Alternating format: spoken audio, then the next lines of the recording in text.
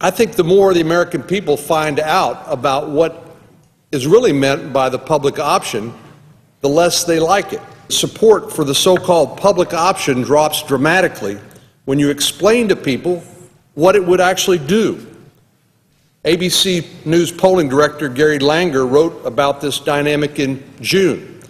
He noted that while 62% initially favored a so-called public option, that number dropped from 62% to 37% once it was explained to people that it would put many private insurers out of business. Now, some people have described the so-called public option as a Trojan horse.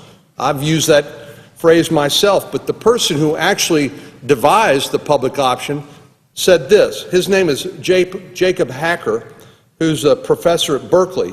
He put it this way last year. He said, quote, "Someone said to me, this is a Trojan horse for a single payer." And he said, well, it's not a Trojan horse, right?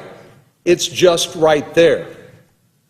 Professor Hacker said, I'm telling you, we're going to get there over time, slowly.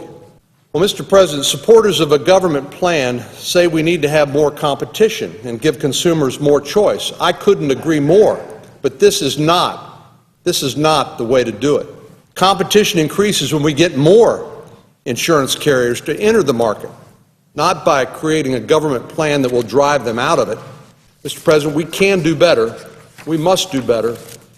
And I would urge my colleagues not to take the bait on this so-called public option, whether it has an opt-out or not, because it is just another disguised way to try to end up with a single-payer, government-run health care system here out of Washington, D.C.